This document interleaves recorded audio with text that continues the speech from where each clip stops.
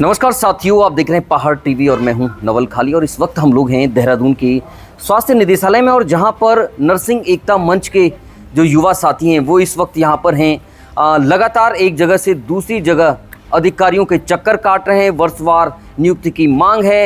लंबे समय से कई ऐसे अभ्यर्थी हैं जो कि 2012 से और अभी तक उन्हें नियुक्ति नहीं मिल पाई है। नवल पुंडीर हमारे साथ मौजूद हैं, नर्सिंग एकता मंच के अध्यक्ष हैं। नवल पुंडीर जी, लंबे समय से संघर्ष, कभी एकता बिहार में धरना प्रदर्शन हो रहा है, कभी सचिवालय कूच हो रहा है, कभी मंत्री जी का घेराव हो रहा है, कभी डीजी हेल्थ का घेराव हो रहा है। क्या अपडेट है इस मामले को लेकर? क्या है भर्ती मामले को लेकर? देखिए, 12 तारीख को जब हमारे द्वारा परेड ग्राउंड में धरना किया गया था और उस दिन जब हमारे पास वहाँ पर डीजी मैडम पहुंची थी और उनके द्वारा प्रस्ताव यहाँ से भिजवाया गया था कि अंतिम बार जो शेष छूटे हुए अभ्यर्थी है इनको वर्षवार नियुक्ति के तहत लाभान्वित किया जाए। लेकिन सोचने विषय है कि उसके बावजूद इतने लंबे समय से न तो इसमें कोई सोचा गया, बल्कि एग्जाम की डेट जल्दी निकाल दी गई। जब ये शासन प्रशासन में ये विचार विमर्श में मामला था तो इतनी जल्दी इसमें एग्जाम डेट निकालने की क्या जल्दबाजी थी? पहला प्रश्न हमारा ये था। आज डीजे मैडम से हम ये पूछने आए थे कि जब आपने हमें आश्वासन लिखित रूप में दिया, आपको मालूम है कि आपके प्रशासन आपके द्वारा गलती हुई है और आपने उसको उसमें आगे फॉरवर्ड किया था, तो उसमें आपने क्यों नहीं संज्ञान लिया? साथ ही साथ कल भी हम स्वास्थ्य मंत्री जी के यहाँ पे अपने लोगों के साथ पहुँचे, क्योंकि हमारे कई लोगों ने फॉर्म भी फिलअप नहीं किए हैं। कम से कम 2000 लोगों ने फॉर्म फिलअप नहीं किए हैं। और अब इतनी जल्दी डेट एग्जाम आना, न किसी ने बहुत, अगर आप एग्जाम भी कराए, आपने उसमें कोई एक्सपीरियंस क्राइटेरिया इन्वॉल्व नहीं किया हुआ है, तो कैसे आप उसमें राज्य के जो योग्य अभ्यर्थी हैं, जो अच्छे एक्सपीरियंस है, उनको अंदर लाना चाहते हैं? हमने कई ऐसे सुझाव दिए थे कि 70-30 आप कर सकते थे। 2 विभागों की ये भर्ती थी, एक विभाग आप एग्जाम के तहत ला सकते थे, एक विभाग को आप सीनियरिटी के तौर पे ला सकते थे। बहुत सारे ऐसे बिंदु थे। मंत्री जी ने खुद कहा था कि हिमाचल की तरफ से मैं इनके लिए सोच रहा हूँ। कई मीडिया के सामने कैबिनेट मीटिंग पे जाने से पहले कहा था। कभी मंत्री जी ने कहा था कि मैं इनके लिए एक्सपीरियंस से कुछ नंबर या कोई प्रावधान करना चाहता हूँ। तो जब तमाम प्रकार के आश्वासन हमारे लोगों को इतने महीने से आप दिए जा रहे थे और लगातार जब हमारे लोग आपसे मुलाकात कर रहे थे, उसके बावजूद आपने इस तरीके से जो वादा खिलाफी हमारे लोगों के साथ की है, कहीं ना कहीं पूरा नर्सिंग समाज इससे कहीं ना कहीं इस समय हतोत्साहित, नर्सिंग समाज निराश में है और कहीं ना कहीं अपना दुख प्रकट करने के लिए लगातार इधर उधर भाग रहा है। और अभी डीजे मैडम ने माननीय स्वास्थ्य मंत्री जी से भी बात करी है फोन पे, और स्वास्थ्य मंत्री जी ने कहा है कि अभी आउट ऑफ स्टेशन है, हो सकता है रात तक को पहुंचे और कल सुबह तक या कल दिन तक हम लोगों के साथ में मुलाकात करें। और हम भी चाहते हैं कि कोई पॉजिटिव इसमें जरूर संज्ञान लिया जाए, क्योंकि कहीं ना कहीं ये भी सब इसी राज्य के बच्चे हैं और इतने समय से लगातार प्राइवेट हॉस्पिटलों से लेकर कुछ सरकारी हॉस्पिटलों में कार्य कर रहे हैं कम सैलरी पे। उसके बावजूद जब राज्य निर्माण में इतना इन्होंने राज्य में इतनी भूमिका निभाई है, चाहे कोरोना काल के समय भी हर चीज़, तो इस समय में आप इन्हें वंचित नहीं रख सकते। कुछ ना कुछ इनके लिए आपको सोचना पड़ेगा। आपको बता दें कि अभी जो चिकित्सा शिक्षा में अभी जो है वर्षवार नियुक्ति की बजाय जो है भर्ती परीक्षा का पैटर्न जो है सरकार ने अपना लिया है। आप लोग कह रहे हैं लंबे समय से कि भाई भर्ती परीक्षा वर्षवार होनी चाहिए। हम लोग कई जनरल ओबीसी कैटेगरी के छात्र हैं। हम लोग 2010, 11, 12 से अभी तक नौकरी हमारी नहीं लग पाई। अब क्या है, मंत्री, सचिव, डायरेक्टर सबको मिल चुके हैं। क्या अपडेट है अभी इस मामले को लेकर? क्या करने जा रहे हैं? देखिए, सबसे पहले आपका बहुत धन्यवाद करूँगा कि आपने हमारी आवाज़ को बुलंद करने का काम किया। और मैं देखो, जिस हिसाब से ये कहते हैं कि सचिव कहते हैं कि मंत्री जी से बोलो, मंत्री जी कहते हैं कि आप डीजी हेल्थ जाओ, डीजी हेल्थ कहता है कि चयन आयोग के पास जाओ, ये लगातार टाल मटोल किया जा रहा है। हमारे बातों को नज़रअंदाज किया जा रहा है। देखिए, हमारे सरकार की दोहरी नीतियों से नाराज़गी है और उस नाराज़गी को हमारा जताना कहीं ना कहीं एक राजनीतिक और एक लोकतांत्रिक देश में है तो हमारा अधिकार भी है। मैं ये बात बताना चाहता हूँ कि 2014 के बच्चे, अगर 20 बच्चे क्लास में पढ़ते थे तो 20 बच्चों में से 10 बच्चों को बोला गया तुम्हारी वर्षवार के आधार पर तुम्हारी नौकरी मिल जाएगी। बचे हुए 10 बच्चों को कहा जा रहा है कि तुम टेस्ट दो। ये दोहरी नीति नहीं होनी चाहिए। दूसरी बात, लगातार हमारे पास 10 से 12 ऐसी महिला नर्सिंग अधिकारी हैं जो सिंगल मदर हैं और जिनका शोषण हो रहा है लगातार। वो आत्मदाह करने को भी तैयार हैं और कहने वाली भर्ती अगर हो गई तो हम अपना आत्मदाह कर देंगे। तो जिससे कि लगातार आक्रोश हो रखा है। तो हम माननीय स्वास्थ्य मंत्री जी से ये कहना चाहते हैं, आप चिकित्सा और स्वास्थ्य को अलग अलग कर दीजिए। चिकित्सा की निकाल दीजिए वर्षवार और स्वास्थ्य की निकाल दीजिए आप एग्जाम। जिससे क्या होगा कि किसी के मन में भेदभाव नहीं रहेगा, सबकी मांग पूरी हो जाएगी। जिससे कि जो लगातार हमारे जो सीनियर हैं, जिनको 10 साल, 12 साल, 15 साल का अनुभव है, उनको कहीं ना कहीं आगे प्रायोरिटी मिलेगी, जिससे हमारा स्वास्थ्य विभाग भी अच्छा सुदृढ़ हो सकता है। बिल्कुल। और उसके लिए लगातार लंबे समय से मांग चल रही है, क्योंकि भाई अब एग्जाम की डेट भी आने वाली है, एग्जाम होने जा रहा है जो चिकित्सा शिक्षा में है।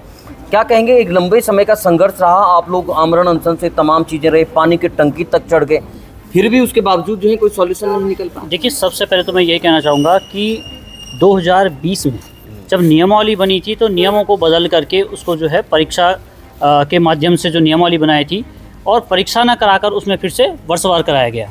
और कुछ बैच, एक ही बैच के कुछ बच्चों को वर्षवार के तहत सरकारी सेवाओं में आने का मौका दिया गया, कुछ बच्चों को छोड़ करके अब आप कहते हैं कि आप एग्ज़ाम दीजिए। तो ये संविधान का जो अनुच्छेद 14 है उसका सरासर जो अपमान है, और संविधान इसकी बिल्कुल भी इजाज़त नहीं देता कि आप एक ही बैच के बच्चों के साथ आप दोहरी नीति अपनाइए। हम लोगों ने पिछले 9 महीनों से शासन प्रशासन से लेके डीजी हेल्थ से लेके सचिवालय से लेके चयन आयोग से लेके जितने भी अधिकारी हो सकते हैं, मंत्री हैं, नेता हैं, सब लोगों से हमने मुलाकात की। सबके द्वारा यही आश्वासन हमें दिया गया था कि आप लोगों के बारे में सोचा जा रहा है और आप लोगों को भी वर्षवार के तहत सरकारी सेवा में आने का मौका दिया जाएगा। लेकिन होता क्या है कि अचानक से जो है कि परीक्षा की डेट निकाल दी जाती है, क्योंकि हमारे बहुत सारे बच्चों ने, हमारे बहुत सारे अभ्यर्थियों ने इसी आश्वासन के चलते जो है परीक्षा का फॉर्म तक नहीं भरा। तो हमारी मंत्री से निवेदन है कि इस फॉर्म को अभी रोक दिया जाए, इस परीक्षा को भी रोक दिया जाए। यानी परीक्षा रोकने का भी आपका लगातार परीक्षा रोकने का भी जो है एक तरह से वो गुजारिश की जा रही है। क्या कहेंगे, बेटियों के ऊपर बड़ी जिम्मेदारी होती है और आप लोग। मैं यही कहना चाहूँगी, हम इतने दिनों से परेशान हैं, 8 महीने हो गए हैं, हमने क्या कुछ नहीं करा है। अब हमारे पास ये लास्ट ऑप्शन है, नहीं तो इसके बाद अब आत्मदाह ही बचा है और वो भी हम करने को तैयार हैं। देखिए क्या कहेंगी इस पूरे प्रकरण को लेकर? हम बहुत परेशान हो गए, 7-8 महीने से धरना दे रखा है लेकिन सरकार कुछ भी नहीं सुन रही है। तो माननीय स्वास्थ्य मंत्री जी, आपने बोला था, हम 2-3 बार मिलने गए थे, बोला था मैं कुछ कर रहा हूँ, कुछ कर रहा हूँ। तो आप कर क्या रहे हैं? इतना लंबा टाइम हो गया है और 26-27 तारीख को एग्ज़ाम है, आप कर क्या रहे हैं? या आपके समझ में नहीं आ रहा? अगर आप स्वास्थ्य विभाग को नहीं समझ पा रहे तो अपने पद से इस्तीफा दे दीजिए। अगर समझ पा रहे हैं तो हम नर्सिंग भर्ती का कुछ निर्णय निकालिए। निर्णय निकालने की बात हो रही है।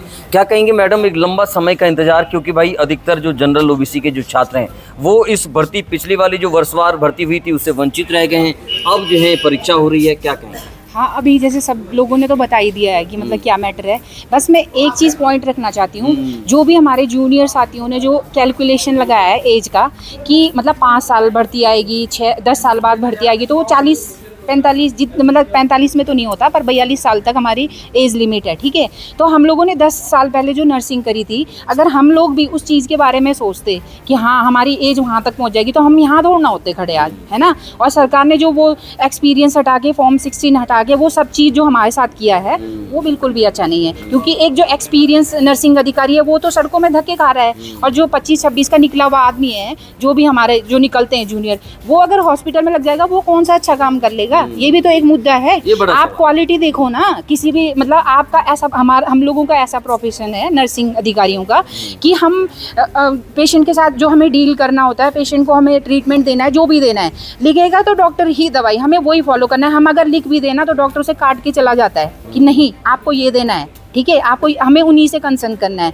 तो आप कैसे एक 24 से 25 से जो निकला हुआ है बच्चा, उसको आप क्राइटेरिया दे रहे हो उसमें? और जो एज कैलकुलेशन वाला ना, वो तो बहुत ही बेकार मुद्दा है, क्योंकि जो उन्होंने कैलकुलेशन लगाई ना, उसी के बेस पे मुझे सुनने में आ रहा है कि उसी के बेस पे सीनियरिटी हुई है। ये तो हम भी लगाते 10 साल पहले, तो हमारे सीनियर आज लगे नहीं होते जॉब पे, हम भी होते, उनसे पहले ही लग जाते हैं। बस इतना ही कहूँगी सर, बहुत धन्यवाद आपका। बड़ी पीड़ा है, क्योंकि आपको बता दें कि अब नर्सिंग जो भर्ती परीक्षा है उसके जो चिकित्सा यानी कि चिकित्सा शिक्षा में अब वर्षवार की बजाय जो है रिटर्न परीक्षा हो रही है। और आपको एक बात और बता दें कि इसके अलावा एक बड़ा सवाल जो लगातार नर्सिंग अभ्यर्थियों की तरफ से उठाया जा रहा है कि उनके पास एक लंबा अनुभव है, बजाय जो नए फ्रेशर एकदम चुन के आएंगे, उनकी बजाय 10-12 साल का एक लंबा चौड़ा अनुभव इनके पास है, और इसीलिए इनकी मांग है कि वर्षवार नियुक्त की जाए। अब देखना ये होगा कि वास्तव में शासन और कैबिनेट इस पर क्या निर्णय लेता है।